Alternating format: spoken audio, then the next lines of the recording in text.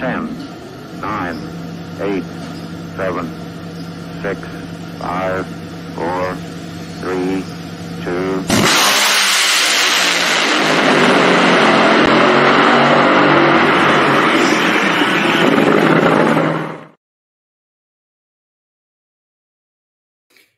Competition Plus fan, Monday Morning Racer here on the Competition Plus Power Hour, which, be warned, may not be the expressed opinions of yourselves, Monday Morning Racer, and my co-host Slam and Sam.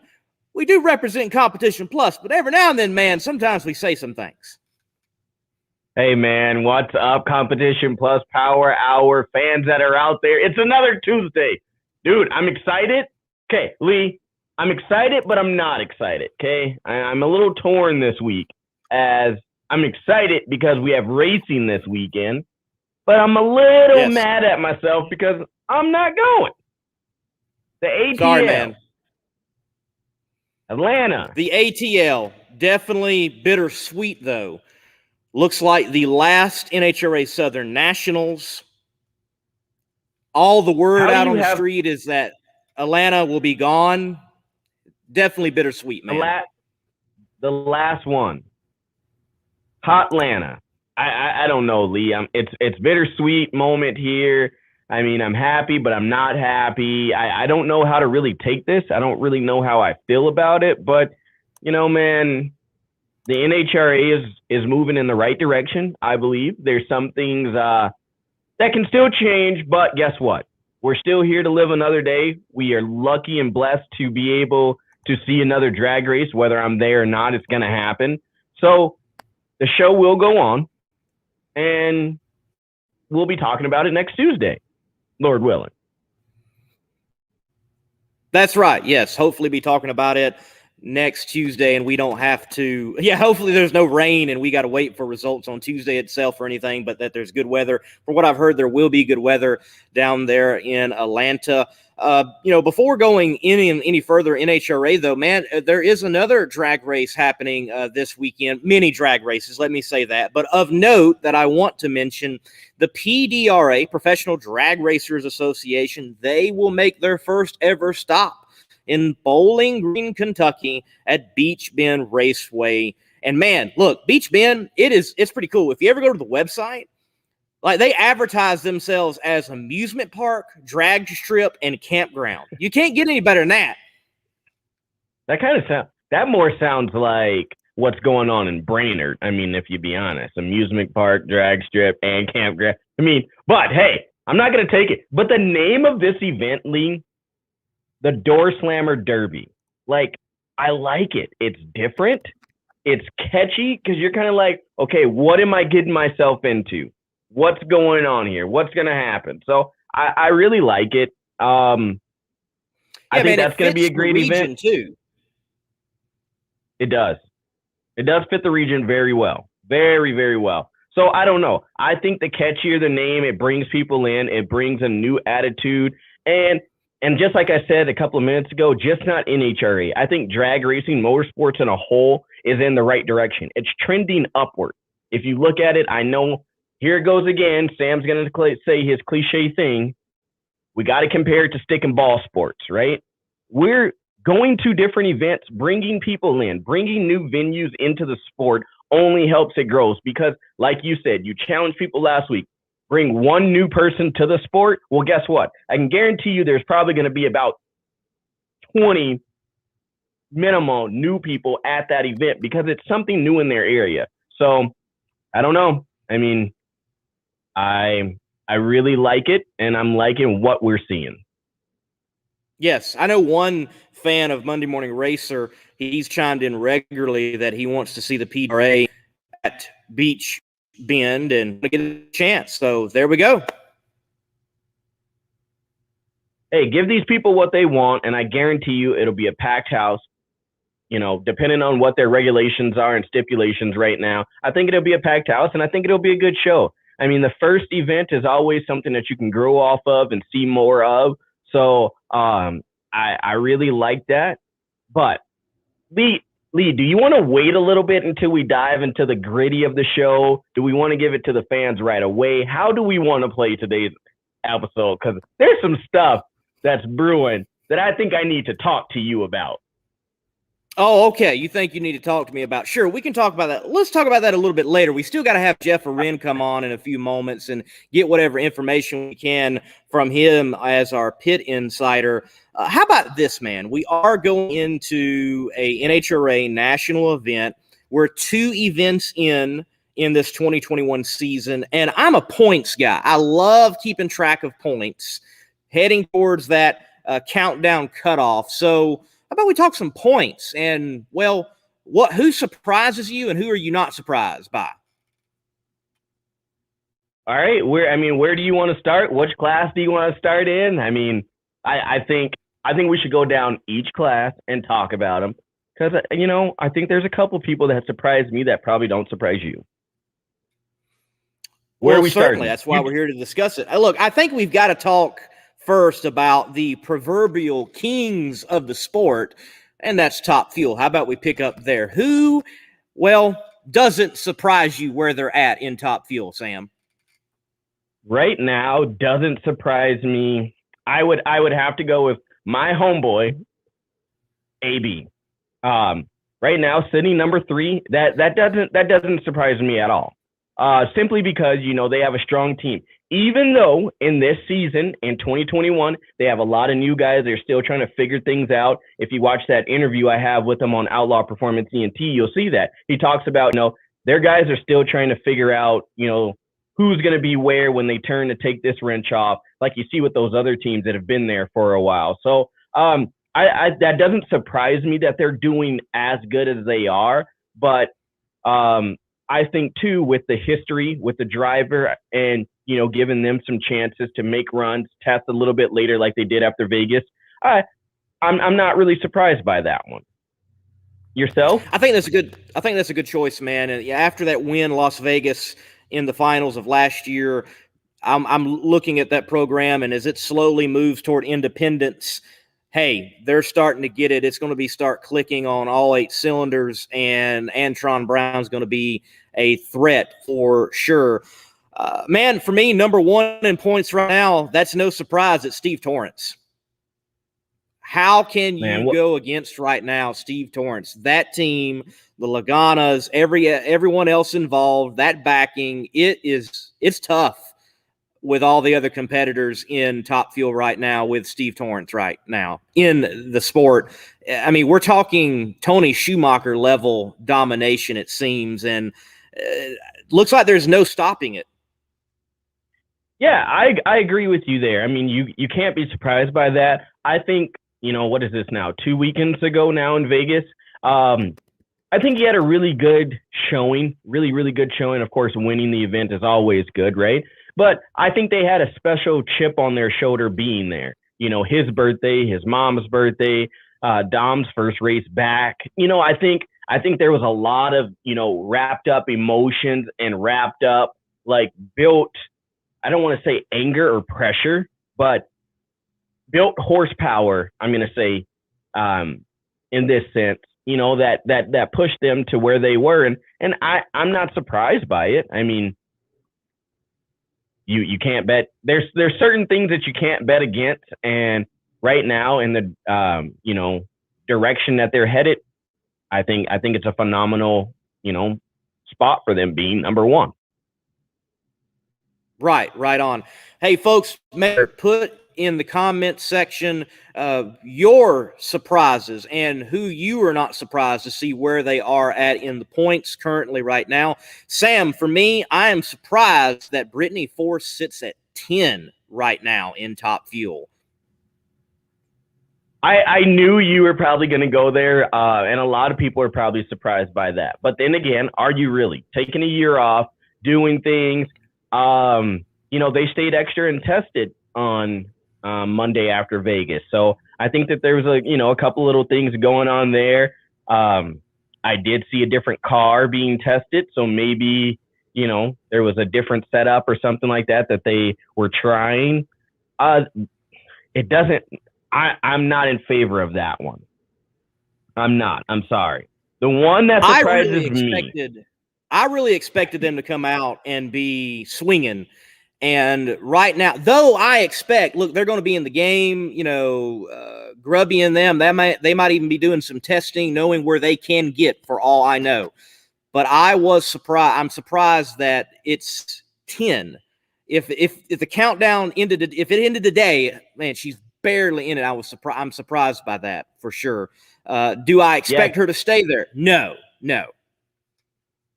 No, you got a comment in there. Keith, he says the same thing. You can't rule out Brittany. No, you can't. And that's true. You can't do that. And I think they're in that situation. I don't think they're throwing the kitchen sink at it. I don't think all the JFR teams right now at this moment are throwing the kitchen sink at everyone. I mean, it's too early to do that. So I think they're slowly, hey, okay, we've got this, we've got that. Let's test some new stuff and see where we lay. I'm not surprised about this one. This one might be a little, I guess, too close to home for you. I'm surprised right now with what I've seen with the Ashley crew, with Justin Ashley. I'm surprised he's not sitting a little higher. You and I said it last week. We said it when we were at the race. He's got the tools. He's got the skills. I think they're just missing a little bit of horsepower right now, just a little bit. I think that may change, in the following weeks, what we see out on the track. I think they might have some different things, but in Vegas, I think that they were missing just a little bit of horsepower to get to where they needed to be. So I'm a little bit surprised by that one. Right. He had a tough draw in round one for his trio, not a quad. It was Brittany Force and Antron Brown, who you just mentioned earlier that you're not surprised by being in third. I could go with that one. I almost went that direction, Justin, myself, but since I'm so closely connected, I'm like, let me go a little bit the other direction. The man is again, though, showing his ability, because he did have the best reaction time in that quad. And if it wasn't for the issue in the Gator Nationals, no telling what might be 4 points right now. So the potential is there. The word from Justin Ashley Racing, Davis Motorsports, is gelling. Need a little bit more time to do some gelling. Yeah, and like I told you with AB, I think, all these teams, look at what 2020 did to a lot of these teams, and switch up crews and different things like that. And like the Quarter Mile Bandit said, only 2 races in. Yes, we understand that we're only 2 races in. We're just giving you guys this is kind of a new segment that Lee and I think that we should do, is give you guys after a race, after, a week or so after a race, give you guys our thoughts of where people are sitting and where they're standing, and kind of our predictions going forward. So funny car. Right, Lee, what funny car? Yeah. Who are you surprised by? I gotta hear this, man. Okay, who am I surprised by? I would say my lookalike that's gonna be on the show, but we won't talk about that. I'm surprised at the moment right now that Hagan is sitting number 6 after winning last year. I know they lost one guy who was local to me off of his team, but I would have thought, hey, guess what, dude? We're the champs. We're coming back out. And Hagan's got the traps to, he's got the trap, shoulders, chest, buys, and tries to do whatever he wants to do. So I'm a little bit surprised by that one. I think that's a good choice. For me, it's the points leader right now, though that is a stellar machine. And though they've proved in the past that they can rip off several wins, even back to back, I'm surprised Bob Tasca is sitting number 1. I'm surprised by that. I don't know, man. You know me, Lee. To see Tasca where he is, I think that's great. I think it's more than just great, him getting the win, and to also, go Mustang, dude. Come on. I mean, how could you bet against it? They're proving don't bet against them for sure right now. And I think this just proves, before coming into this year, what I've said, what others have said, I think we're going to be looking at one of the most competitive years in funny car that we have seen in a long time. And I will go with one of our individuals that we're going to have as a guest later on as who I'm not surprised by. That's J.R. Todd. If you look at it last year, they started off 2020 horrendously, and slowly but surely they began to pick up the performance. So I'm not surprised they roll into 2021 and they are hitting on all cylinders. Pause. Wait, I'm going to handle this one. Mr. Jack, thank you for coming on to the show. We're in episode 25. Nice of you to join us, but this is Lee, the Monday Morning Racer. People know him and love him because of those glasses. If you cannot stand someone's persona or anything like that, I'm sorry, but if you love motorsports, you would stay on to hear what we have to say because it's a great show. So thank you, and hit the like and hit the share button. As we continue, what were we talking about, Lee? Who are you not surprised by? Not surprised by. And then we need to get Jeff on. We got to get Jeff on. Number 3, I am not surprised by Mr. Robert Height. I'm not surprised by that. I'm surprised. It's a good one. Of what happened with the blow up. I'm surprised by that. But I think out of the JFR crew, out of that thing, I think that team is saying, you know what? Hey, we're coming out here and we're gonna swing for the fences a little bit. I think in that stable, they're the ones that are gonna swing for the fence. So, yeah. All right. They've been swinging, and I picked them to be the top-performing JFR car, and so far they are doing that. Let's take a break, get Jeff Arend on here, and get some good insider information. Get your CompetitionPlus.com apparel today. Whether it's our nitro-burning funny car design or the vibrant door slammer design, we have the swag to show you are always in the know. Get yourself a hat too. And we know not everyone enjoys wearing a mask, but if you must wear one, at least wear a good-looking one. Check out the new CompetitionPlusApparel.com for the latest from the place where you have trusted for your news on the internet for over 2 decades. What's up, guys? Man, doing great. Real quick, your surprise, not surprise in funny car. That's kind of a tough one. I mean, you guys were talking about Robert, and it's obviously you never want to bet against him. He's a super competitive guy, great driver. You know, get Jimmy Prock, the whole Force Brain Trust there. You know, in the one run they blew it up. I think I was standing on the starting line watching it, and I think they went, 390, mid 390 or something. But the thing had a cylinder out like from the starting line to the finish line. So I don't know if it would have run on 8 cylinders, what it would have run. But that those things happen now and then. They're parked right across from us, but they had the resources, obviously, in our body and stuff to get ready to put back on there again. But you can never count out any kind of a JFR car, even if they took off last year. Basically, very competitive team, very smart guys. They're going to do well. It's good to see Tasca win. Obviously, he's got some support and stuff with the teams he works with. So not a big surprise to see him win. He's a good driver as well, great crew and team. So it's going to be, like you said, a really exciting year in funny car this year. There's a lot of people that could win. I mean, they got J.R. Todd, world, past world champion. But there's just, the top 10 or 11 cars there. They're all 390 cars, and there's a lot of good drivers in there, and you're going to see some good competition going on for sure. Looking forward to Atlanta this weekend. It's kind of bittersweet. Last time they're going to be there. Atlanta, way back in the day in 2007, I ran my best ever quarter mile time. So it's a cool facility. There's a lot of history there. And if you're the last guy to win there, it's going to be something to, keep on your little record book or put on your mantle or whatever. So looking for some good racing there. And the weather looks like really badass for the weekend. So it's only a 2-day race, 2 qualifiers on the Saturday and run on the Sunday, which I kind of like, helping a smaller team like the Duns. That Friday gives you all day to get all your stuff perfect for those runs you're going to make for the weekend. And for the big teams, if you smoke the tires or shake or something on the first run, it puts a lot of pressure on a big team to try and get in the show.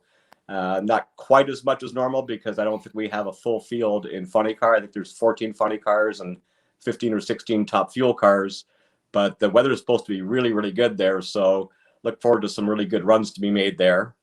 On the other front, I talked to my buddy Aaron Brooks for a little while today. So he was testing in Indy with McIntyre's funny car. I think they ran like 402 at 290 on an early shutoff run. So that's easily a mid to high 390 run. So that's going to be a competitive car.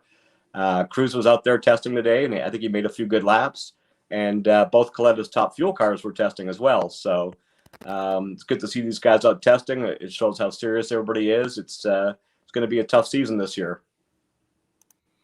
Man, we're looking forward to it, the rest of it for sure. Hey, thanks for the information, Jeff. And Atlanta's going to be great. I think it's going to be a great one for the last one for sure. Yeah, no doubt about that. And I said it's a cool facility, lots of history. And, the track surface is good, especially if it's cool outside. When it's hot there, you don't see as many good runs. But I think the high is in the mid to high 70s. No chance of rain at the moment. And that gets down to the 50s at night. So there's going to be some good conditions for some good running cars there for sure. Talked to Dell a little bit. Alexis's car has been running better and better. So like I said, there's, 9-10 cars that could win the race. You don't know who it's going to be until we get there. Hey, Jeff, imagine this. I've got a question that came into the email tonight. Thought about sending it to you, but nope, couldn't do it. All right. So it's about you testing the DHL car. Do you remember where the parachute lever is in that car? DHL car. I don't think we ever had a problem with the parachute lever in that car that I remember.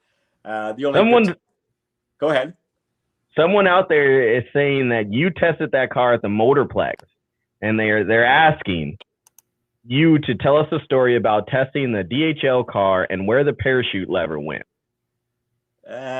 So the only time I had kind of something happen really weird was not the Motorplex. I don't remember that one. So the Motorplex, I remember one run we did a burnout and blew the window at the media center. So that's kind of the Motorplex story when the rocks came off the tires.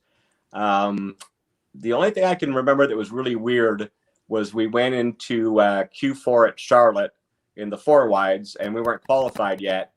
And we had some issues, and the car left, and the parachute lever went by my head, and I went, that's not good. And then the car was running pretty good. It got through the shake zone, and then, the timing came back and it started accelerating and everything was good. And all of a sudden it started like going towards the wall, and I really couldn't hear anything right, any cylinders out. It was kind of weird. So I drove it about as far as I could and lifted.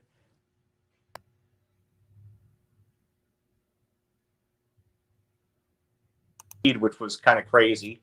And, after I, got out of it, I went to hit the chutes and I went, oh yeah, there's no chutes. So I was on the brake pretty hard because we'd made like a half decent run, and it kept trying to run the wall. I didn't know why. And when I got out of the car, the spill plate had fallen off the car. It was a new body and we hadn't made a full run with it yet. And I guess the guys that put the wing back together again, they put bolts in that were too short. So they're only maybe in like one thread into the uprights to hold the wing up. So that was probably one of my more exciting rides for sure. But the Motorplex one, I don't recall that one right now. Well, that's fine. I'm not going to give up who gave me that information. He said he has a lot more of it. So I'm just going to hold on to those, check keep the sending. email. Keep sending. Yeah. So keep sending. Yeah, because in the DHL car, the whole time I drove it, I like the chutes up high. A lot of guys like it on the side tin work because it's a little easier to hit the chutes and then grab the brake right away. But in the DHL car, we always had it up top. So now there was a time in Denver a long time ago in Paul Smith's car where we had changed bodies and the chutes weren't up where I was used to them. And the thing had a cylinder at it, my hands kind of crossed, and you don't think about what you do to hit the chutes. I mean, you just automatically do it. And it wasn't where I thought it was. And I ended up going off the end of the track at Denver. And it didn't really goof the body up too much, but a little bit. But that's the only time I recall getting mixed up where the chute lever was for sure. Got to have those chutes in the right place, definitely. Yeah. Supposed to do your pre-check. The wheel counter deal where it just throws it up there for you anyway. So, like I said, I'm not a huge fan of all the automation they have on the cars, but, I understand why it's there. And definitely if something was to happen where you hit the wall or something and got knocked out, it's good that you have a wheel counter to shut everything off. Definitely makes the sport safer. But being an old school guy myself, I kind of like the old school stuff where it blows up. It doesn't automatically shut off. You got to know what to do in a certain sequence of events. And, it's if it's never happened to you, you don't really know what to do right away. But when I get in the car, I kind of go through all the scenarios. Hey, if the throttle's stuck, what I do, and all this kind of stuff. And you have to pre-program yourself to do all that stuff, because if it just happens and you don't know what you're going to do, you're definitely going to take a while to do it if you actually even do it at all. All right. Well, Jeff, look, man, thank you for coming in and giving us some insider information on doing the Wheeling thing and even Atlanta itself. Look forward to seeing you this weekend. All right. Sounds great, guys. Have a great show. Great shirt. Yeah, thanks. Folks, Jeff Arend, longtime funny car driver and crew member. He knows how to get it done. Definitely great having him on as our pit insider, giving us great insider information, insight into the sport. Look, very quickly, because we do have our guest, J.R. Todd. He's not in the back of the studio yet, but it is a plan to bring him on a little bit after 9:30. Folks, we also have Greg Anderson on tonight, so some fuel and some naturally aspiration tonight.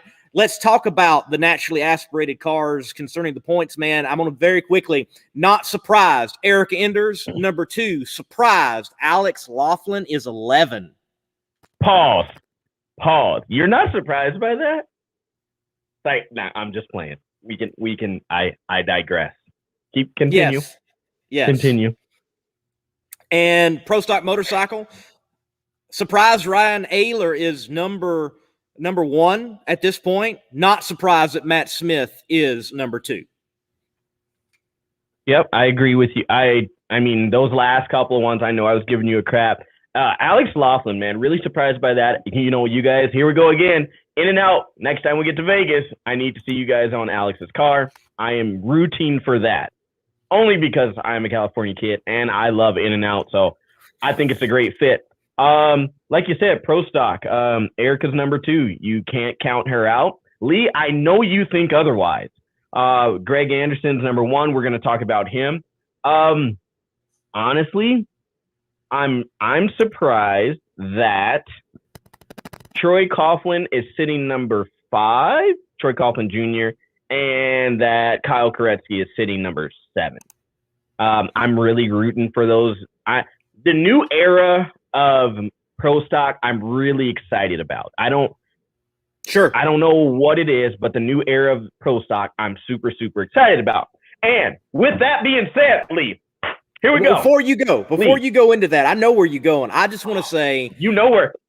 Even though Pro Stock is not where I would like it to be personally, it is great to see a class that a lot of people, even myself, were like, oh, it's going to die. Seems to be having a breath of fresh air come into it with brand new talent that's going to take it into the future. It is nice to see that. It's cool to see that right now with such as Kyle Koretsky, Troy Coughlin Jr., Mason McGahey, and, well, I know a lot of people don't think about it, but Erica Enders, she's still young herself and got a lot more racing to do.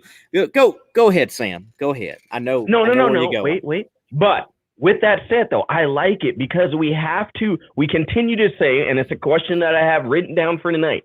What can we do to grow the sport? How can we get younger people involved in the sport? How do we continue to do this? And the only way to continue to do this is to bring younger people into the sport. So that being said, Lee, put yourself back on the camera because here we go. We got a couple minutes that you and I get to yak it up. That's what I'm talking about. Lou right there says animal style. And we're getting into that animal style, baby. Put some extra spread on my fries, Lee. Sorry that you're on the keto diet, but here we go. Lee, there was 2 posts that you made this week on the Monday Morning Racer. There was one I thoroughly enjoyed because we talked about that as we were sitting in the stands. We want to see you, the racers, be happy. We want to see the raw excitement. We want to see the passion.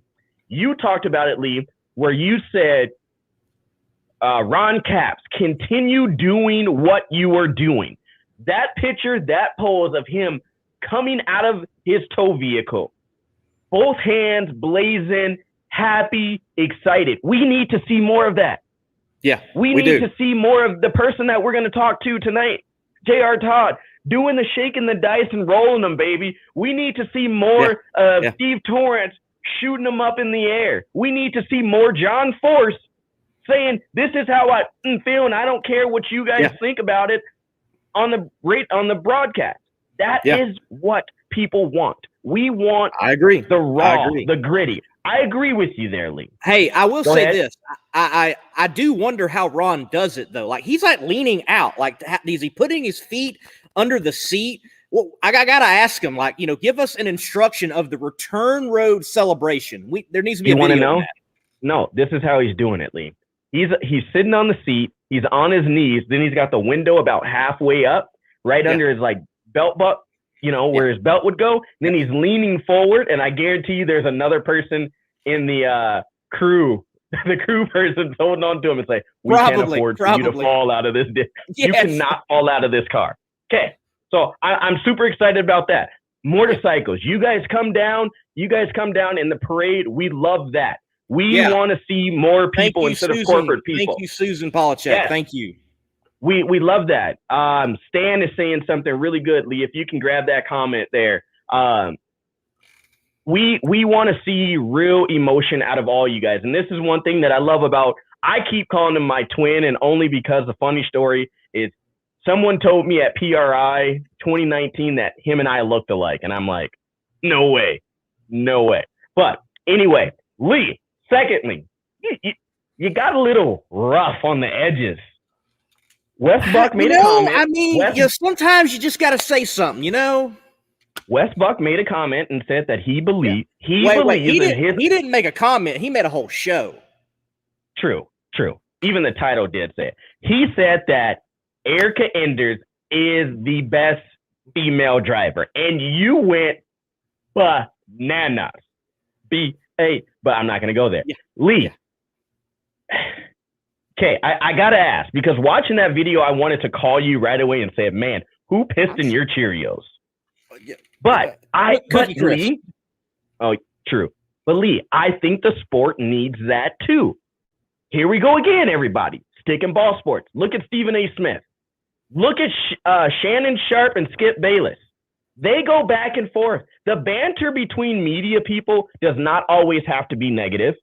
It does not always have to be bad. If you disagree with someone else, you're allowed to say what you say. Lee, I'm not jumping down on you. I'm just saying, I think you were at about a 10, and I think we needed you at about a 7 on that situation. But I see both sides, Lee. I see both sides. I get what you're saying. In your eyes, it's the same as what I say about LeBron James. When people are like, oh, he's the greatest in the basketball. No, he ain't. I'm sorry. And I know I'm not supposed to say that, but this sides me, oh, GOAT James. As Shannon Sharp would say, oh, that's GOAT James. No. So I get it. You have to earn your respect to get, you got to earn the respect. You just can't give someone that. So I get it. But in modern times, can you agree that right now, Eric is the best? If you are going to narrow it to an error of today, yes. Because if you remember that video, I said, look, give her top 5, give her top 3 right now. How can you not put her in the top 2? You have there's that argument. There is that argument. I'm telling you. Yes, I agree. But the argument was not just door slammer. It was greatest of all time female. Top 2, period. Like, I know who your number 1 is, but she's not it's not like we're saying Michael Jordan, LeBron James, and Kobe Bryant. Like, we're saying you know what I mean? I don't know. Yeah. What do you guys think?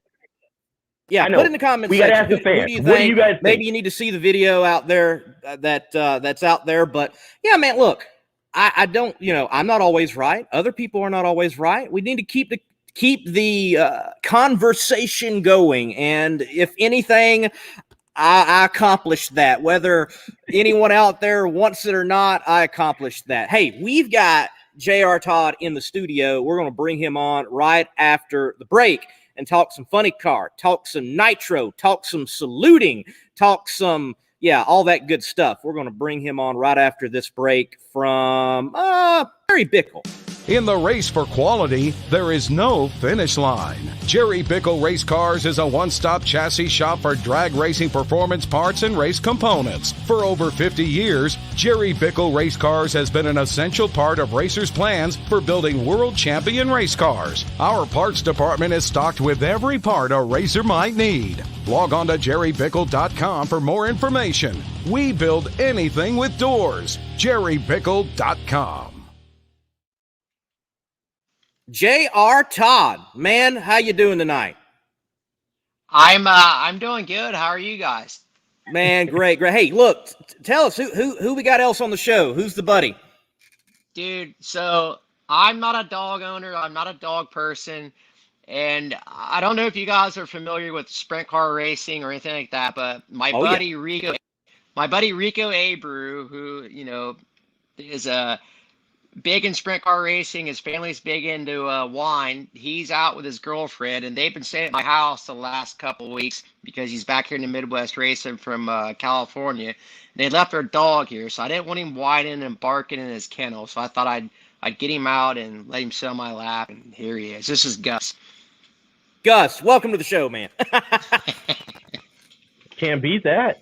That gives you points right there. You got a dog on the show. Thank you. I thought if anything, I could win over some more fans by having Gus the dog on my lap over here. He's a little timid. He's a little scared, but he'll warm up to us. Yeah, isn't it the thing you do, like to pick up ladies? You take the dog to the park, and they're, oh, cute dog. Exactly. So where I live, we just discussed this over dinner. They're like, yeah, we saw, a girl with a dog tied to her hip down the street. I'm like, yeah, well, she's a doctor, or she's going to school to be a doctor. So when I take Gus out after this show, like to do his business, maybe we'll run into each other and we'll see what happens.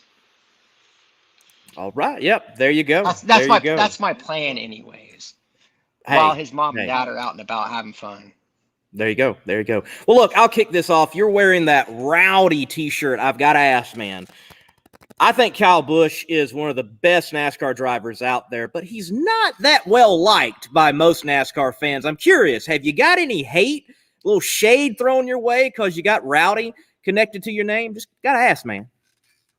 Not yet. And I feel like it's been a great relationship so far with, Rowdy Energy and Coletta Motorsports, because our first race together, we won Gainesville, and I thought it was awesome that I get back from the final round, get back to the pit area, and get my phone, and there's a text from Kyle Busch, and they're racing, I think, the Phoenix race, a NASCAR race, which was starting around the same time that our final round had finished. So right before he's going to get into his cup car, he texts me, great job representing the brand and this and that, and I thought it was awesome. Then once again, Gus, the dog here, his dad Rico, is also sponsored by Rowdy, so it's there's just so many connections here with the Rowdy Energy deal that we got going on. Well, we might as well just keep talking circle track racing, as that's what's big here in the Midwest, where I live in North Dakota. Can you tell me what you personally think of what Kyle Larson, this is a random question, of what Kyle Larson did, getting suspended from NASCAR, going to the late models and the modifieds? What do you think? What do you think about that? Okay, so a lot of people don't know that, I'm really good friends with Kyle Larson. He's one of my really good friends. We text, back and forth quite a bit. I've stayed at his house. He stayed at my house. So when he made the move from Northern California to Indiana, when he was racing sprint cars, started racing dirt midgets and USAC, he would stay at my place in Indy. So I've known Kyle for a long time. And I knew last year, once that opportunity came about, that where he was, suspended from NASCAR, that he's going to race sprint cars full time. Watch out, because it's going to be bad for the rest of these guys. And sure enough, it was. He got to finally showcase his talent on dirt, and I'm the biggest Kyle Larson fan that you'll ever meet. If you get the chance to watch him, you need to go out to the track and watch him in person, because that's a once in a lifetime opportunity right there. He's a modern day AJ Foyt, Mario Andretti of our time for sure. Yeah, it's been good to see his comeback in all of this and the tear that he went on in dirt. It's been good to see.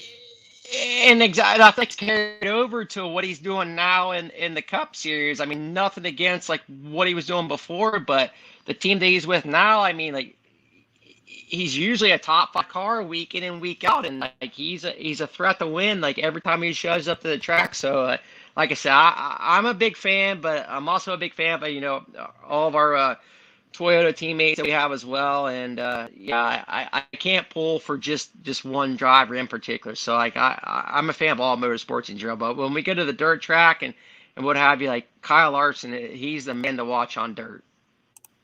Definitely is. Well, look, we do give out some fan questions on the Competition Plus Power Hour here. Now, I don't know where this one's going to go. I don't know the context, but Stan says, ask JR about the podcast with Shelly Anderson and Langdon in Vegas a few years ago. So what is he talking about, man?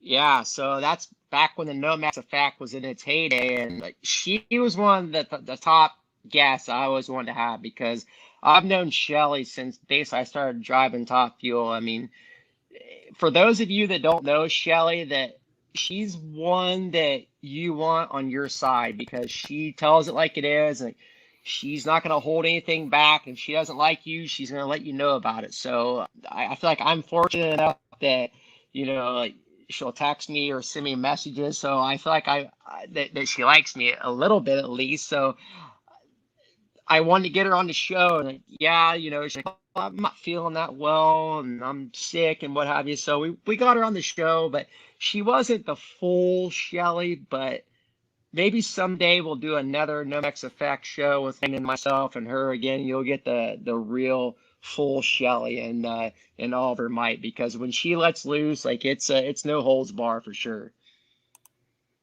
Like I like Shelly. I was a Shelly Anderson fan growing up as a kid. She's tough too. She had a couple of wrecks, and man, she drove through it. And man, yeah, I feel like she had to be. I mean, growing up with Brad as her dad and Randy as her brother, like she had to be tough, right? But going back to when I was in the green room, listen, like who was your all-time female racer other than Erica? Is what I was wondering. I mean, he's getting it started. Look, so let's keep it going. JR, as the rant is on Monday Morning Racer, you can check it out later, video there. I think eventually Erica Enders will have that GOAT status. But for me, right now, it's still Shirley, whether you like her or not. And though when you put the historical context of the culture of what she was racing in at the time, and not to mention she came back after nearly being killed and still won, yeah. I can't go against that right now. Yeah, you're not wrong. Either way, I mean, I feel like Erica, like she's definitely doing big things in the modern era against a male dominant class. Like there's no females in pro stock, and you talk to any pro stock driver, they'll tell you that's the hardest class to drive of any class out there. But yeah, I got to give it to me. I've known her since we were kids, and I'm definitely proud of what she's doing, and lucky to call her a friend, and definitely love to see her succeed in what she's doing. And that's the only reason why I was getting to that, is like you said, Wes made a point of in Lee's eyes, and kind of listening to it, it was a very bold statement at this point, saying, someone is number one, period. It's just like when people say it about LeBron James. I'm a diehard Lakers fan. I hate when people say LeBron James and the Lakers. No, it's the Lakers because he's a part of it. But I get it. In modern day I'm glad that you can recognize that, because there's MJ and then there's everybody else, right? It's MJ, Kobe, and everybody else, period. Right. I think it depends like how old you are, like when you were born. Like if you never saw MJ play, then like you don't know any better. Like me as a kid, like I grew up like come fly with me 1992, like all those tapes and everything when you were a kid. Like MJ, like there's never going to be another Michael Jordan. No, it's like Space Jam, MJ, period, done. Like we don't need number two. We don't need number two. And the rest is history. Right. All right. So we could talk about all that kind of stuff, right? I mean, till we turn blue in the face. But you come in, let's something that's important for me that I always talk about is how do we continue to grow the sport? How do we continue to make the sport better? And we talked about this new era, but you're someone that started in the junior dragster ranks, and worked your way up. Do you think we're still doing a good enough job for the junior classes? Honestly, no. I kind of wish that when I was racing juniors and when I was a young punk racing the Skull Shine Top Fuel car or racing, for Bruce Lee when I was 18, that I had social media back then to kind of help build my platform then. Because now I feel like, not that I'm an old man, just that I'm older, that the younger generation is so much more savvy when it comes to that. Like, they're able to push their brand more than I am, to where, like, I'm wearing a Rowdy t-shirt and a DHL hat and things. I am that, like, they're so much better at getting their point across through videos and different things. And, like, I have to think really hard about how things I'm going to push that.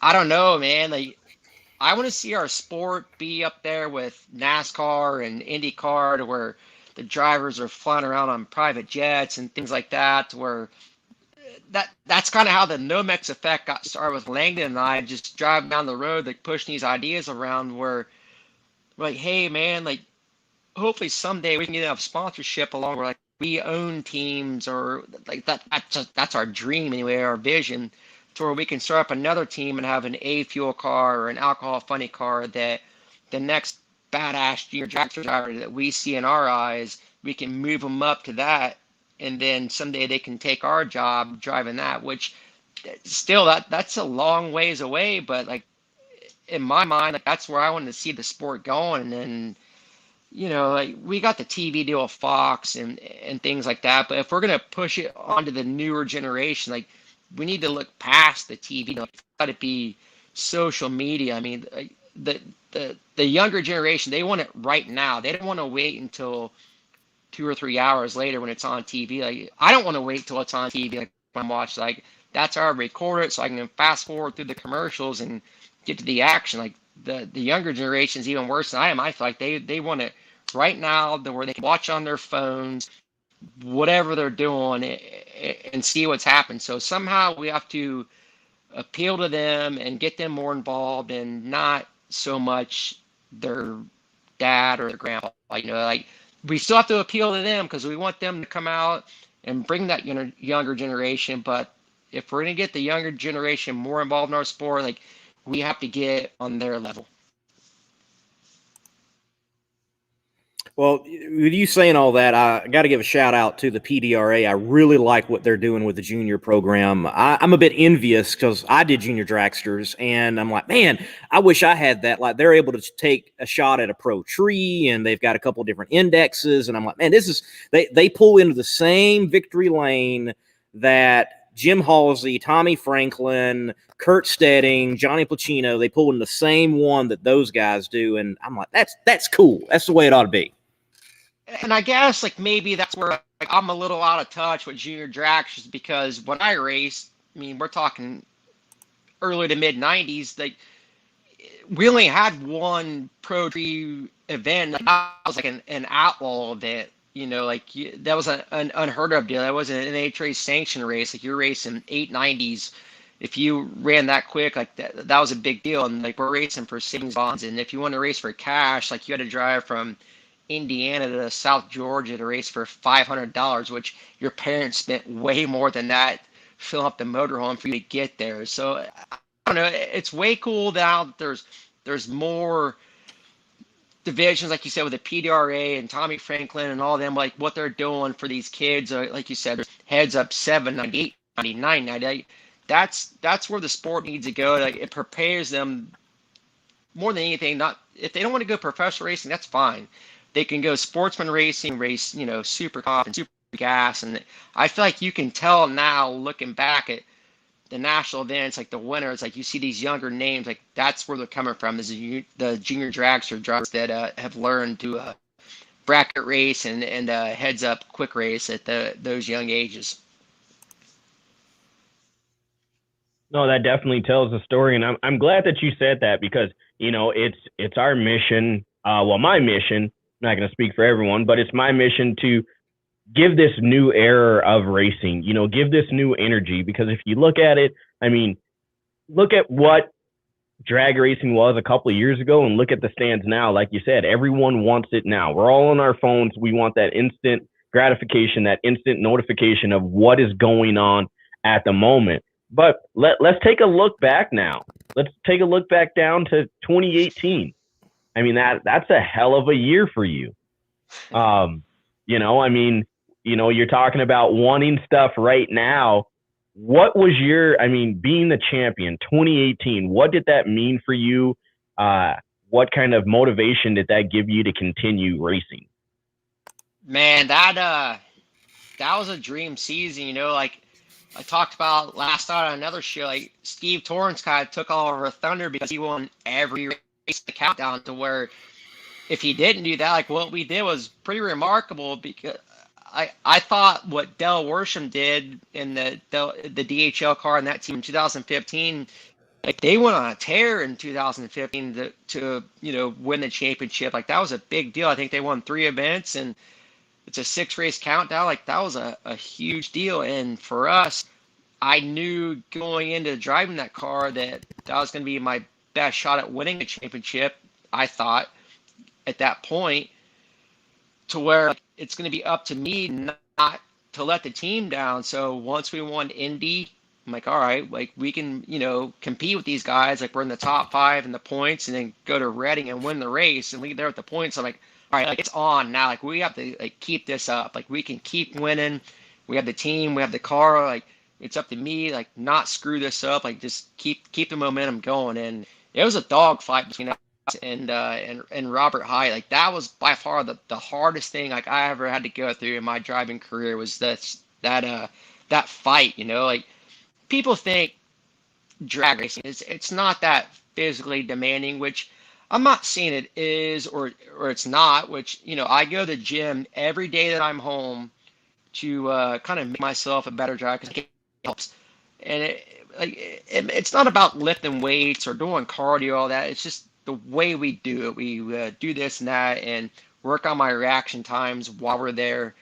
But at the end of the day, like when you go 4 rounds on Sunday, like you're mentally exhausted, and it's about like training your mind to be prepared for those situations, to where when you're up against Robert Hyatt, who at the time is a 2-time champion and driving for John Forrest, and it seems to me like he's #1 qualifier at every race and is in the final at every race, and here you are, you're up against him. Basically, it's you two on the stage, like going at it every event, and just like you got to be mentally prepared to not get out and not let your team down. Like it took everything I had as a driver to just not let that moment become bigger than you. Like I had some help from guys like Del Worsham who'd been in those situations in the past, and like that helped a lot. And looking back at it, like I guess I don't know, like I didn't realize how big of a deal it was until after it happens. Like you look back, I'm like, holy cow, man! Like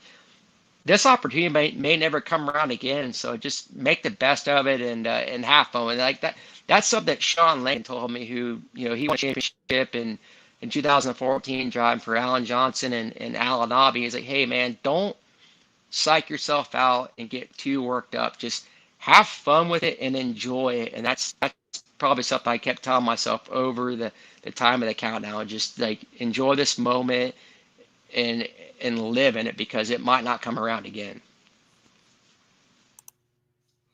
So last night you were on American Hot Rod Entertainment. Thank you for taking the time to be on Darren's show. Darren's actually connected to me. We met at Pomona, and he was following my YouTube channel, and he's doing great things now. So thank you for hopping on. Appreciate that, man. Look, on my channel last year, Monday Morning Racer, I was doing these national event in reviews. And after the first 2 races, I'm looking at the points in Funny Car, and I'm like, man, JR's not doing so good. And then later on, by the end of the year, I'm like, man, JR's doing pretty good. And here you are, Gator Nationals winner, and you are up there second in points. What did y'all find from the beginning of 2020 to now. And I know you can't get away, proprietary technology, but man, on a roll, it looks like. Yeah, it's just, I don't know. Once again, we're kind of out of our norm. Usually we go to Phoenix testing, go to Pomona, go to Phoenix, and just like for whatever reason in years past, like we struggled at those events to where we're starting off the season in Gainesville, and I've never had good luck at Gainesville. I just feel like I've had dumb luck, especially in the funny car, and things just clicked our way. Like we kind of struggled there in testing in West Palm, but like, we made some good runs, but not compared to Robert and John Force and some of the other teams. And go to Gainesville, and like we made some okay runs and qualifying. And then on race stuff, it just started clicking. Like that's the thing with Todd Smith and John. Like they don't get crazy outside their box. Like when things are down and out, they just kind of figure out ways to just like kind of get back into their routine and their rhythm. And when conditions are hot and the track's not optimal, like which Gainesville isn't, especially like when the conditions are like that, it's just kind of plays into our favor, and they take advantage of that. And I feel like that's what they done race it. They just didn't get crazy, and I feel like I was kind of in a rhythm as a driver, and just when we get that rhythm together, like things click, and like it's a lot of fun.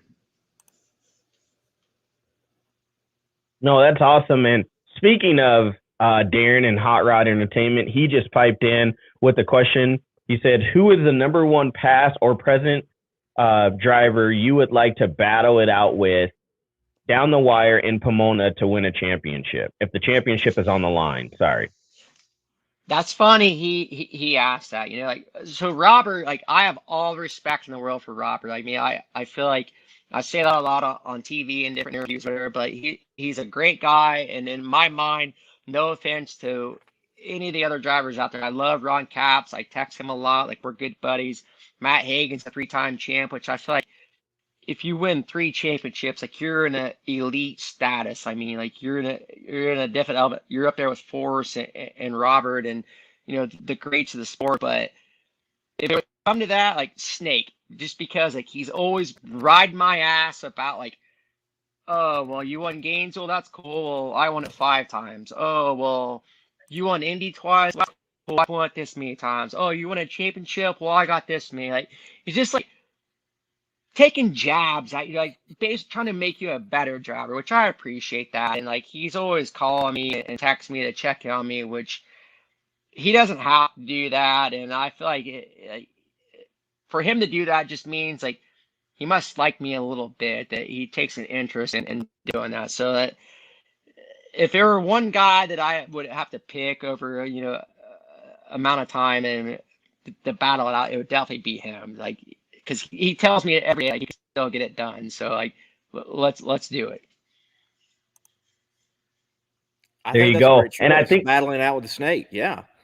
I mean, you can't go wrong. Hey, Lee, I'm not gonna lie. When he said the S word, I'm like, oh God, please don't say. I'm not gonna say that other one. You got to go back and watch the. I don't even want to say his name. I'm getting scared.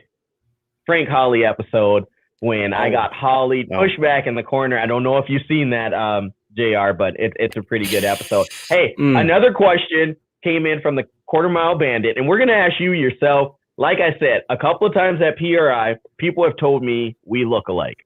So he asked the question. He goes, ask JR if he still thinks we look alike. So here we go. Lee put us side to side. Could I pass if I shaved right now? Usually I have the beard like I just shaved. I just shaved today. You were supposed to tell me that, so then I would have shaved before. But could we pass as me walking into the pits and us switching IDs like you've done before?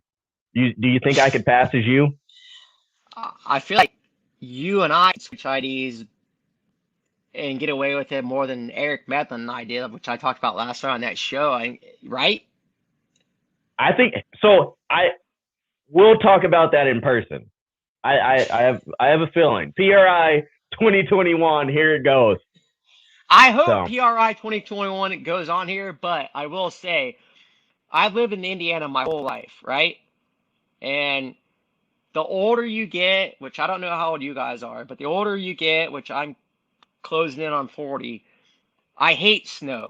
As a kid, when I lived here, like I love snow because you got out of school, you go sled riding, all those types of things. But the older I get, I hate being cold. I hate the snow. It snowed here last week, which is April. We're closing on May, and it snowed here last week. And I'm moving to Florida, which I should be there by the end of summer. So if PRI happens 2021, I won't live here, but I will be here for sure for PRI. There you go.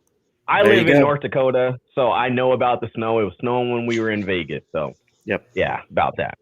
Yep. And I've lived in New York. I understand your pain about snow as well. So we all have been snowed. There you go. I just know this. Y'all would not pass as me. I don't have shades, Lee, and I don't think my beard would get that red. So, are those pit vipers? No. These are Oakley Sutros.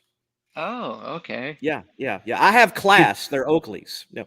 Yeah, correct. Because usually you get like like the wannabes with their like mullets and their pit vipers. Mm-hmm. Like you. Yeah. You're hating on the mullets? No, I'm not at all. No, not. I'm not. Like if I could grow one, okay. I'm not saying I would. Like I'd think about it. Which Little Rico had one. And he's got some pit vipers, which I thought you had there, and they're sitting on my dining room table. But he cut his mullet when he first moved in here. I'm like, dude, what happened to your hair? Like, he's like, yeah, 3 years in the making. I finally got rid of it. So, no, I'm a fan of mullets for sure. There you go. I'm thinking about growing mine back out and join back up with Harada Motorsports and the Mafia. The Mullet Mafia. So like once Corona first hit, the pandemic, March, like I haven't cut the top of my hair since Gainesville when it got canceled. Like it's flat now because I've had this hat on, but if I pick it out, like it's pretty tall. My goal is to get it like Patrick Mahomes, it's all curled over and like that's my goal. There you go. And then get you a pair of Oakleys. You'll be good to go. Yeah. Well, we have a sunglass sponsor that's not Oakley, so I can't see, go that route. See, Sam, you got to know those things. Sam. Fatheads eyewear. Check them out. I shameless plug. Well, tell them to make you a pair custom sunglasses. Yeah. I'll wear them too. I'll be your, I'll shoot the commercials for you. If you're busy, they can call me and say, hey, Sam, we need you to shoot for JR. I'm like, all right, I'm there. All right. There sounds you go. Good. Yeah. Tell them to call them the JR Fatheads Floppers in honor of funny cars. So like they finally came up with other lines that aren't called Fatheads, but it's under the Fatheads umbrella because like I have a big head, but I feel like it's not a fat head. Where like, we want to do your own line. Okay, let's call it something else. So like that's something we need to work on now. Like he has, Yeti, I think, which Yetis are big. Like you look like a Yeti with that red beard, I think. No offense. I feel like that'd be a fitting, right? Yeah. So Sam, something with you. It's now Stevie Wonder, Amish guy, which those are both from John Force, and a Yeti. It's growing. Man, it's endless for you. Yeah, it's endless. Well, look, we do not want to end the conversation with you. If you want to, you can hang with us or you can drop out, but we got to bring on Mr. Greg Anderson. Oh, so, yeah, I got to get out of his way. Trust me. Well, look, man, you can hang out or you can drop out, whichever you want to do. Right after the break, folks, we're going to bring in the man, Greg Anderson, right after this break from Guard Lab.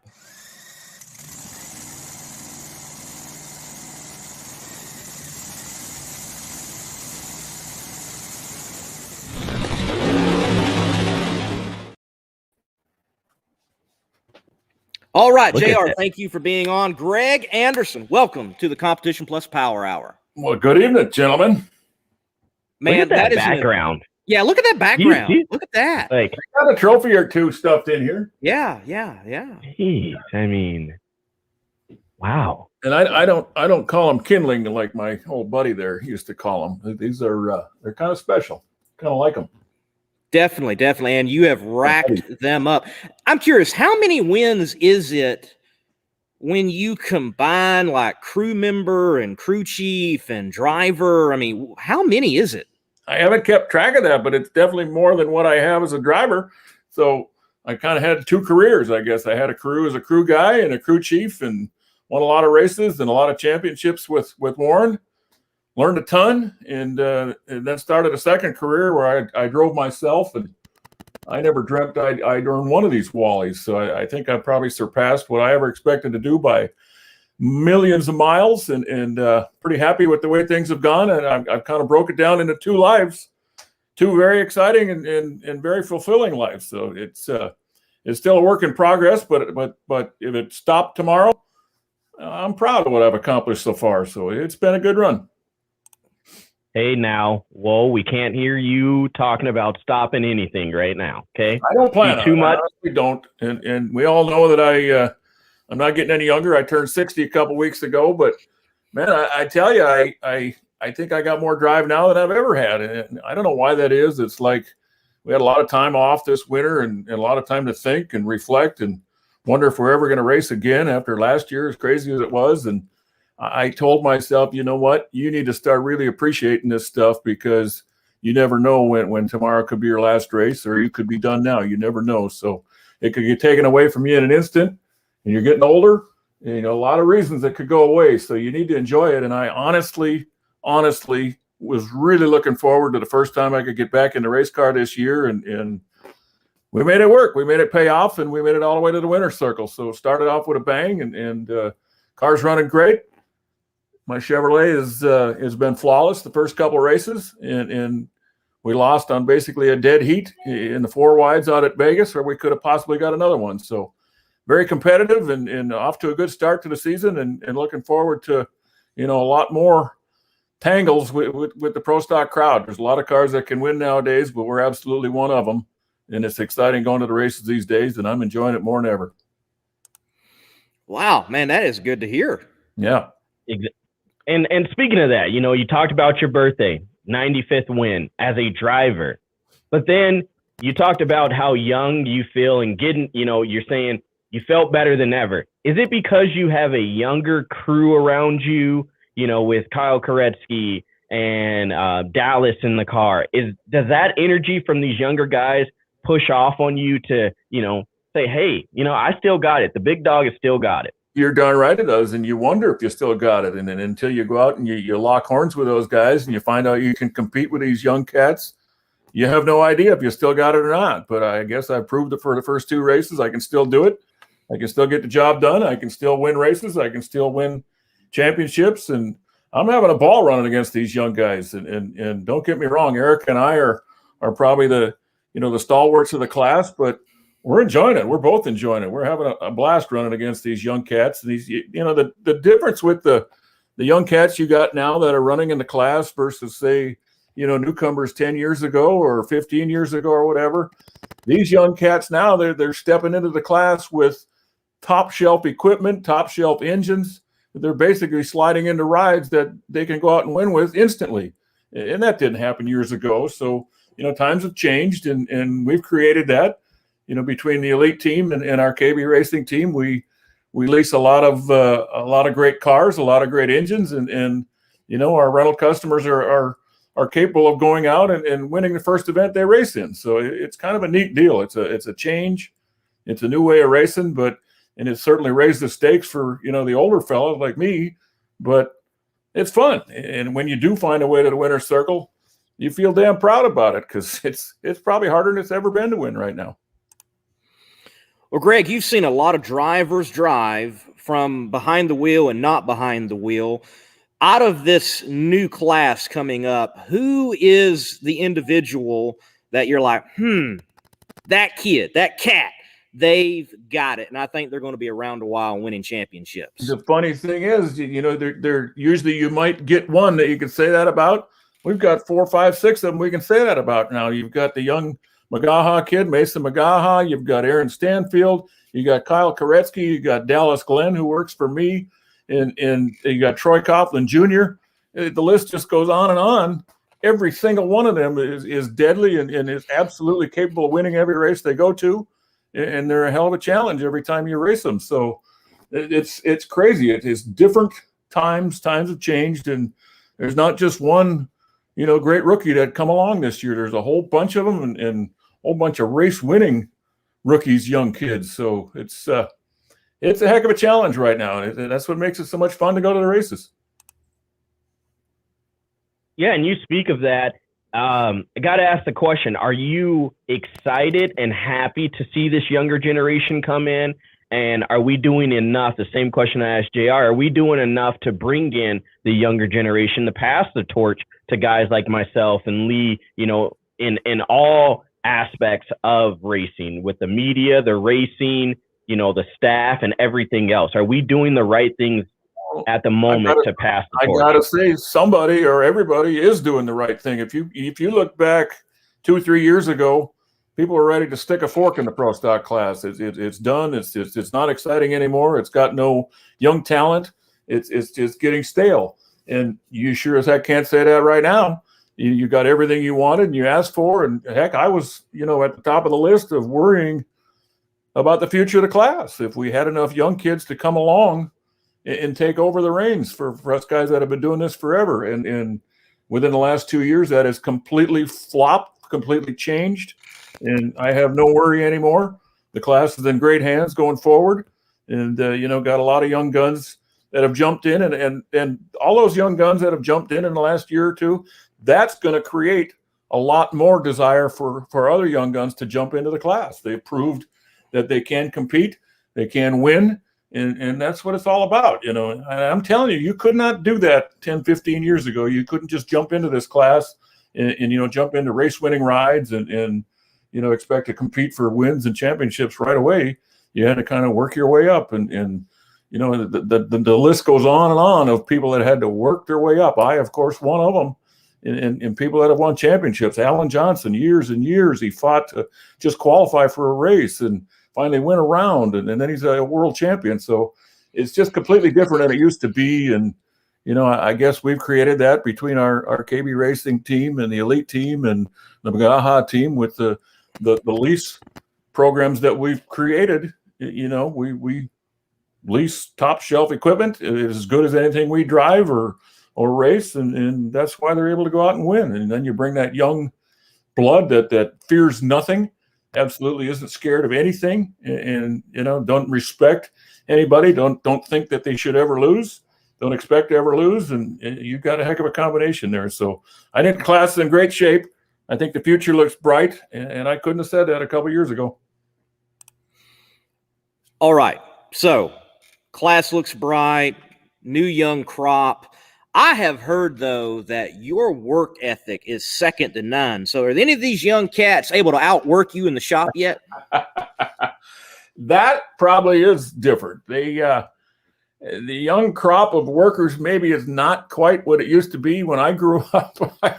I think everybody that started this gig 20, 30 years ago, any young person that came in, they would have done it. They would have paid for a job to do this. They loved it so much, and they wanted to do every possible thing they could. They wanted to work, and I'm not going to down talk to the new kids that come in, but they maybe don't quite have that same work ethic. So that's a work in progress. We're definitely trying to learn that with some of the new young guns we got, but it was just kind of bred into you in the old generation, and it's harder to pull out of the new kids. There's so many things for these kids to be involved with, and there's so many distractions and all the social media and the internet, the hard bare knuckles grease and grime and hard work is just not at the top of some of their lists. So it's different for me to see, but I'm old school. That's the only way I know how. I can't outsmart anybody.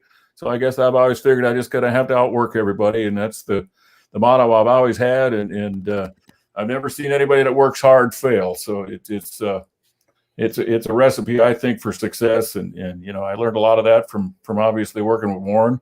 He certainly was a hard worker and smart man too, but I don't have the college education. I just got the school of hard knocks and hung around a lot of good people, a lot of smart people growing up, but had that work ethic. So that's how I got to where I got, and that's what I continue to do. But that's maybe one ingredient that you don't quite see in a lot of the young cats these days. Sam, did you hear that? The man said, I've never seen an individual that works hard fail. I like that. That's a t-shirt right there. That's right. There you go. No, and I, you can't disagree with that. Look at, the talent that we've had. Look at the people that are successful. I mean, hard work does pay off. That's one of the things you learn when you're very, very young.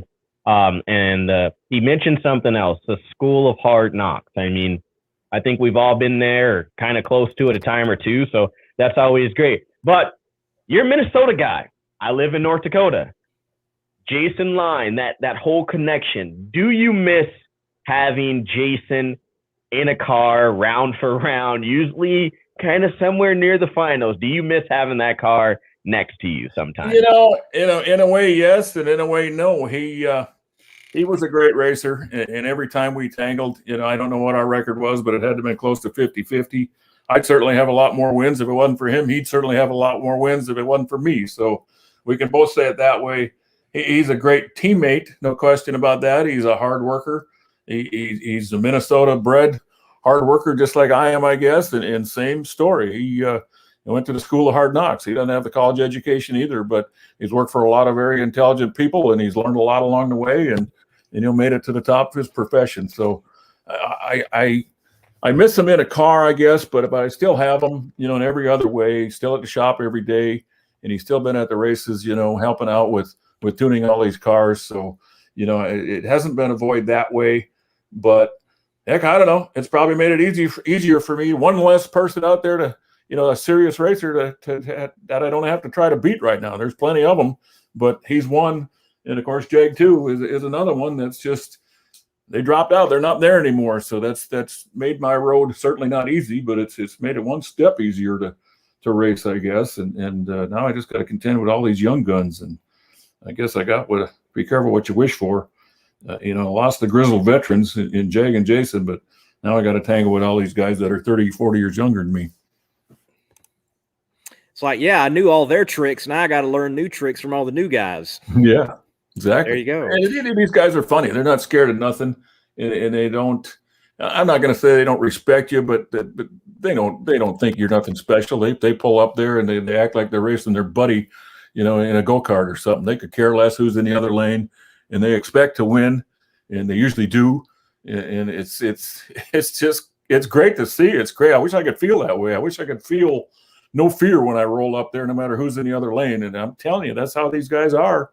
And it's a deadly combination. It's a great quality to have, and that's what today's youth is all about. There's no fear at all. There's no expectancy to lose, and man, they just they think they can win every time out there. So it's great. There you go. All right, Greg, you have been around. I don't mean to get on the age subject, but you've been around long enough that I think you can answer a question that I've had for a while, and I haven't been able in my research to really get an answer. You look back at in like the late 80s, maybe even in the early 90s, you can see like Bob Glidden, race a fall nationals in the IHRA, like with the famous Buddy Ingersoll final round. And you see guys going NHRA, IHRA, and then all of a sudden it stops. What happened from that back and forth to a clear, distinct separation in two different veins of pro stock? It's hard to say. I guess I'd like to say that NHRA just took over. They made more right moves. They made it better for the racer, and they made it more professional for the racer. And it was always seemed to be a little bit more competitive on the NHRA side versus the IHRA side. I used to love it though when we'd go with Warren and we race IHRA races and then go race NHRA races. It certainly wasn't any easier to win over there. So it's not that they lacked at that. It's just something about the organization. NHRA became more of a professional series that the sponsors seem to gravitate towards more, and that's why it kind of separated, I guess. I don't know. I don't know what the real truth is. I guess that's kind of how I saw it. And, it's they put them in their dust, I guess. NHRA kind of put them in their dust and never looked back. And I kind of wish it was still like it used to be, where you had the two competing almost equal series and you could bounce back and forth, and you had different competitors every week instead of kind of the same competitors every week that you go like we have now. So I miss those days. and who knows, maybe it'll come again. But I guess that's how I see it happened. NHRA just became more of the sponsor type and the professional type motorsport, I guess. That's more light on the situation than I had. Thank you, Greg. All right, I got a two-sided question for you. Which one is harder, or which one was harder? Which one is harder? Going back-to-back #1 qualifier, or the switch from carburetor to fuel injection? Oh, no question. The switch to fuel injection. It absolutely makes you pull your hair out. The fuel injection, I guess the general consensus that the general person would have would be fuel injection will make everything easier, and you won't have to do anything. You bolt the fuel injection on, you won't have to fiddle with those carburetors. In reality, the fuel injection is more. It puts it more back on you, and you're driving that laptop every run, and you're telling that laptop everything. And if you don't tell it anything, then you're wrong again. So it's like you almost can't win. No matter what you tell it, it goes ahead and does it, and you're not going to be right every time. And if you don't tell it to do anything, there's enough things that change with the weather conditions and the track conditions that you're going to be wrong again. So it's like you never make a perfect run anymore, and there's always something wrong with the tune-up, and you got to put it right back on you because you're driving that laptop. You have to tell it every single thing it's going to do. It's like running a CNC machine or whatever. You have to program that thing, and it's going to run exactly what you told it, and you better tell it right. Well, I myself, I know I'm not smart enough to get it right every time, and I don't know how many people are out there. Some claim to be, but I don't know how many are. So it's been a challenge. It's still a challenge. I can't say it's gotten any easier over the last 3 years. It makes you feel like a complete idiot sometimes, or most of the time. So I'd go back to a carburetor in an instant, to be honest with you, if I could. But obviously we can't.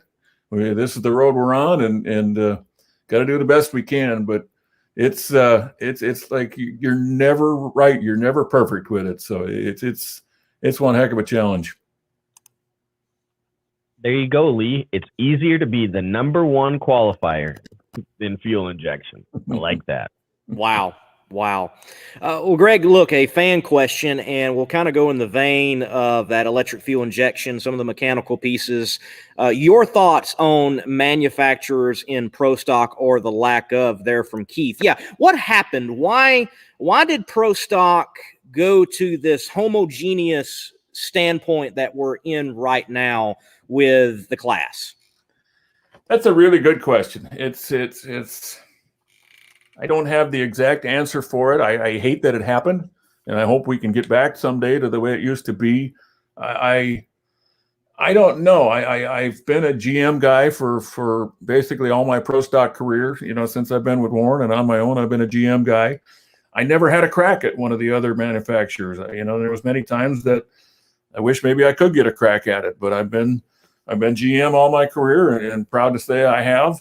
And it's been a great relationship, but I would have liked to had a crack at it. And some of the people that did do the other brands, the Chrysler and the Ford, some had success, some didn't. And I just wish, or I would like to think that if whoever was driving the Fords, or racing the Fords at the time, or racing the Chryslers at the time, if they had more success, we'd probably still have the three manufacturers competing. But it somehow got lopsided where those two brands fell off for a couple, 3 years, and the factories lost interest. And that's the most simple way I can explain it. And I'm not saying I could have done a better job, but I would like to have had a crack at it, at least say I tried. And I just really believe if somehow the people that were operating the Fords and the Chryslers, back when they're in the years that they struggled, if they would have had more success, I don't think they would have left. They simply left because they didn't have success, and they took their basket and they ran somewhere else. I guess they went to another playground. So I'm not sure I would have made a different decision if I was running those companies either. But I sure wish it had gone different, and I truly believe that if races were being won in either the Chrysler or the Ford, in the years before they pulled out, they wouldn't have pulled out.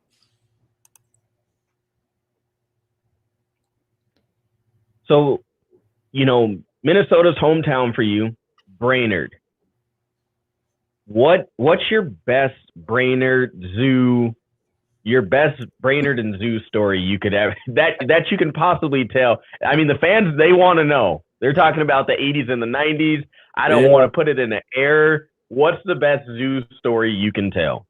I definitely got to go back a lot of years for my good zoo stories, because I stopped going in there for the last 5-10 years. It's a lot of fun, but it's trouble. I'm not going to lie. It's a lot of trouble. There were certainly days in the old days where, back when I worked with Kurt and Warren, that we certainly frequented the zoo and had a lot of big evenings over there. And I don't know that anybody will ever forget the year that they had a big problem over there where somehow a wet T-shirt contest broke out, and people ended up going to jail over that. So that kind of put a kibosh on the zoo for a few years. And now it's come back pretty strong over the last few years. But those years were getting a little out of hand, and I was certainly partaking in the zoo in those days and had a big time. But I guess as I grew old, I figured maybe I better stay away. There's a lot of trouble over there for a guy like me. So I backed away from it, and I haven't been over there for a few years. But a lot of fun times, a lot of great memories, and I'm telling you, you think it's crazy now. It was out of hand 20 years, completely out of hand 20 years ago. And it's they got in trouble for it, and they probably should have. So it tamed down for a while, and it's certainly, it's fun now, but it's a lot tamer than it used to be, buddy. The EFI is taking them away. That's what we can say. The EFI is taking them away. Okay, let's go with that. So, Greg, me and Sam, we were at the World Door Slammer Nationals, and we're doing our thing, and we see the KB Racing Greg Anderson car. I'm like, oh, it's got a new wrap on it, and I don't see Summit on the side, and then you're putting it in the beams, and Summit's not on the side, and then go to Gainesville, and there's the Wheel Company, and then Denso. What does the race-to-race outlook look like for you right now? Is there long-term plans? Is it like, hey, we're getting new sponsors every week? What does it look like? Well, we're in an all-out sponsor search. Summit, has been with me for, I guess, 15, 16 years, since 2004, I think, when they came on board full-time as a major sponsor, and they've been fantastic. It's been a great partnership, but they made this decision this year to step back to an associate role. So they're not on the door anymore, but they're still a big part of our team, a huge part of our team. And, I still consider us the Summit team, but the bottom line is they are not on the door anymore, and we are actively pursuing sponsorship, trying to find sponsorship for the side of that car for the rest of the year. And so far it's been, a struggle, and we're not there yet. And we've been able to put together, singular one race deals with the Denso folks, with the Race Star Wheels folks. They're great partners of ours. They've been great supporters, great partners, and great vendors of ours for a lot of years. And we love their product. And they've been on the door for the last couple of races. And I've got a couple other ones over the next couple of races that'll be on the door. But the goal is, to find one that's going to stay on that door all year long. And it's a challenge. We haven't been in the sponsor search business for 15, 16 years. So we're a little bit out of the game, a little bit rusty. But we're getting back involved, and we're going to find something. We're going to have something on that door that stays on there race to race before the end of the year. It's just taking a little more time than we had hoped for. But in the meantime, we're getting a lot of help from a lot of our great supporters, a lot of our great vendors, and I can't thank them enough and appreciate what they've always done for us, and especially now with jumping on for one race sponsorships. So it's great. We've got a lot of great partners, and proud of every one of them. And for the near future, there'll probably continue to be a different name or two on that door as we go forward. But hopefully, as the year progresses and we get into the summertime, we won't be having to change wraps and change logos on that door for the rest of the year. Well, I mean, if you guys are out there, you're listening, like Greg said, he's looking for sponsorship. Obviously, he's proven himself. He's got the records to show it. He's got the resume to show it. So if you aren't doing it yet, you need to jump on board. We need Greg in the sport, and the support, I can guarantee you the return on investment will be amazing. But I got a couple more questions for you. A guy from Minnesota, I keep alluding back to this. How did you choose a race car over hockey skates? Like, I did play hockey when I was young. Everybody in Minnesota plays hockey. You're not going to grow up in Minnesota and not play hockey. So I played hockey and all through high school. And I just I developed a love for race cars. And it happens to the best of us. It seems like every one of us, from the first time we go to a drag strip, you're done, man. You're hooked. That hook gets set and you're not getting away. You're not getting out of it. So I knew before I graduated high school what I wanted to do with my life. I wanted to find a way to work in the drag race industry. I didn't know exactly, I didn't have a plan to be a driver. I wanted to work on a car. I wanted to be a crew guy.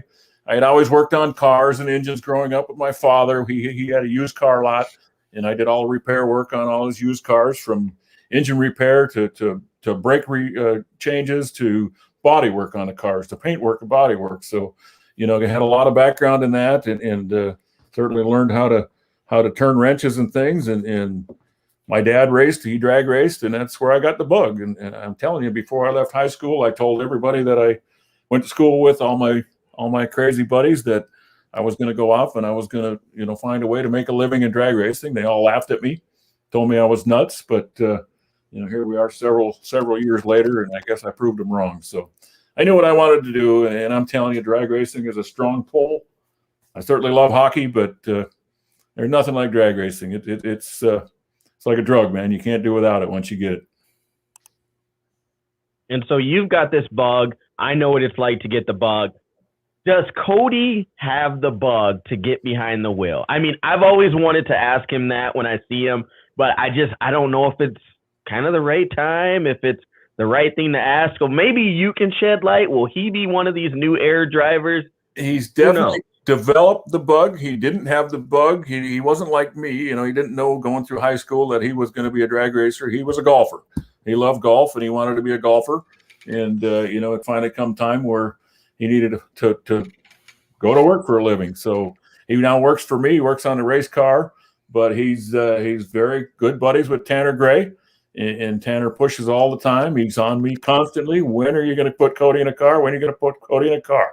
So it'll happen someday probably. And he's definitely he's built the desire to it. He's grown into the desire, I guess. And he's taken a liking to the sport, that he didn't have much for growing up.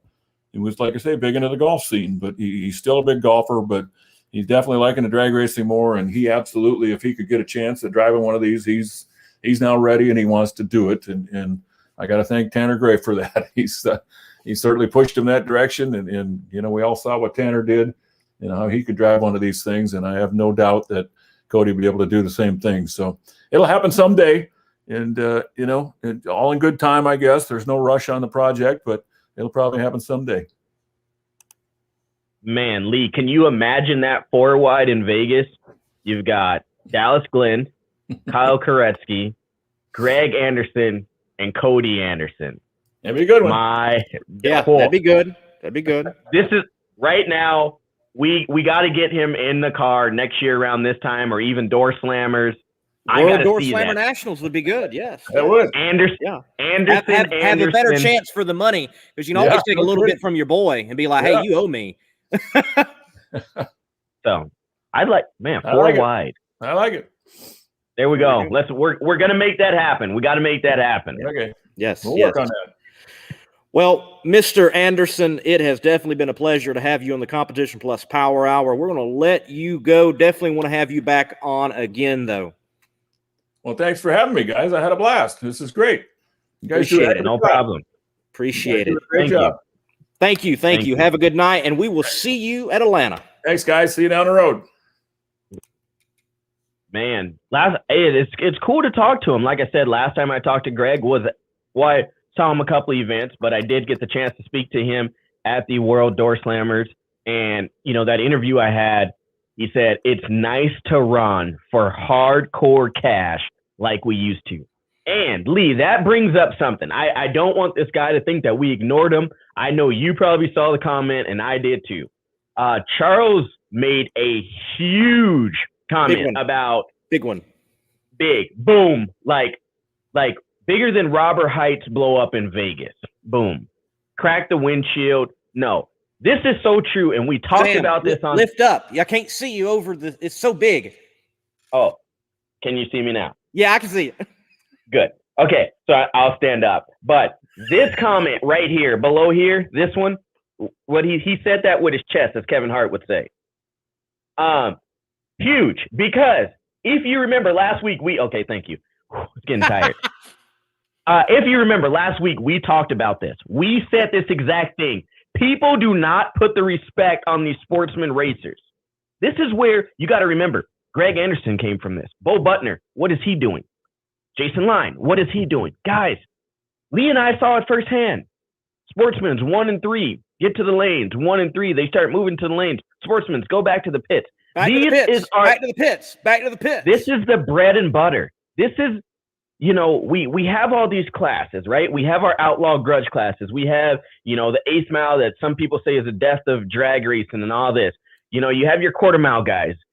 Bracket racing, I'm going to say it. Grudge racing has taken off, right? But for the last 10 to 20 years, like Greg was mentioning, that is the stuff that kept all these tracks open. That's the stuff that kept, NHRA and IHRA event sanctioning tracks open. We don't forget about you guys. And I'm sorry that, yes, we're not bringing on all of the, small town heroes. If you have a small town hero that you think should be on this show, reach out to one of us. Email us, powerhourcp@gmail.com. We grew up with our moms and our dads racing. Jason Line, he did that. Greg just said it. He did that. J.R. Todd just said he did it. The only way we can continue to grow the sport is to bring in younger people. And that's what we're doing. That's why we're asking these questions. If you think we're overlooking you, I'm sorry. We're not. We see it. Lee sees it. Lee can speak on it. We've gone on rants about it. But Sam, let me interject this to what Charles is saying, because I think the point he's getting at is really as many of us are saying concerning the sportsman classes, competition eliminator, super stock, super gas, those classes. And look, even top dragster, top sportsman, top dragster does not get the love that it should get. I think this is what needs to happen with concerning the NHRA. We are a very NHRA-centric show. Let me say this is what I think needs to happen. I have nothing against NHRA.TV, but package super stock, super gas, top dragster, top sportsman in YouTube videos, their own videos on NHRA YouTube, and let the algorithm pick that up and get it pushed out there, and people can experience that promotion right there. And then try to get the finals on the national broadcast of at least one class. At least. I think I agree with you, but I think we can go a step further. Since we want to speak to NHRA right now, I think we go a step farther. We always say we want to see more on TV, right? NHRA needs its own show. Okay, guess what? MAV TV, FS1, ESPN, whatever. I mean, there's 50 million freaking ESPNs, right? I mean, why not? Okay, Friday, Saturday, and Sunday, cool. NHRA, instead of showing the replays every week, hey, okay, we're going to go Tuesdays and Thursdays. We're going to play sportsman packages, right? So Tuesdays and Thursdays, if you're a sportsman fan out there, you can watch any sportsman racing Tuesdays and Thursdays. Now, Friday, Saturday, and Sunday, NHRA pick that up, or even Saturday and Sunday, pick that up, and that's, your top fuel classes, your big classes that you want to put on Saturdays and Sundays. But now look at that. So you got Sunday, Tuesday, Thursday, and Saturday. That's 4 days a week that people would be able to get to see racing. I'm just saying, maybe that's a pipe dream. I don't know. But even like there's another one coming in, 30 minutes of TV. So that's probably actually about, who knows, 10 minutes of real TV and 20 minutes of commercials, or however that stuff plays out. I don't know. I'm not a TV guy, but I'm just saying, if we spread it out like that, that means every other day someone's getting their racing fix. That means every other day someone else is seeing racing on TV. So, I mean, that's the thing. Maybe change that. But I agree. Sportsman racers, you guys have been the bread and butter of keeping tracks alive, keeping the sport alive. We enjoy it. We love it. I know it's not talked about enough, but Bobby Bennett has given us this platform to talk about NHRA and talk about the big dogs, and any chance we get to support anyone in the motorsports industry, we will give you a shout out. And speaking of Competition Plus, if you did not know, there is the Competition Plus Sportsman side. If you go to competitionplus.com, in bold letters at the top, there's Sportsman. A lot of great information on what is happening sportsman-wise throughout the nation, even the world of drag racing. I'd say this. NHRA, they got a YouTube channel. Don't lock everything in. Do not lock everything into NHRA.tv. Every weekend, put the professional people of the NHRA following a sportsman individual. I was surprised when I met Dan Fletcher for the first time, how intense that man can be in the ranks of sportsmen.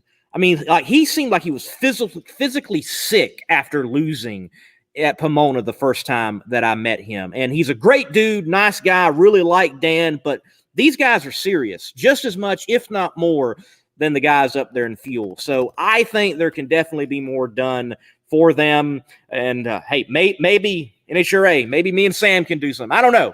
More can definitely be done. Sam, speaking of having some smaller classes on, a great class that I like, Outlaw or Pro Outlaw or just Pro 632. I'm going to have the PDRA champ on my show Thursday night. That's the plan. Wes DiStefano in his bad, fast, consistent hot rod. The man gets the job done. Going to be chatting with him. Sam, good seeing you. Good show. Thank you, JR Todd. Thank you, Greg Anderson. Shut us down, Sam.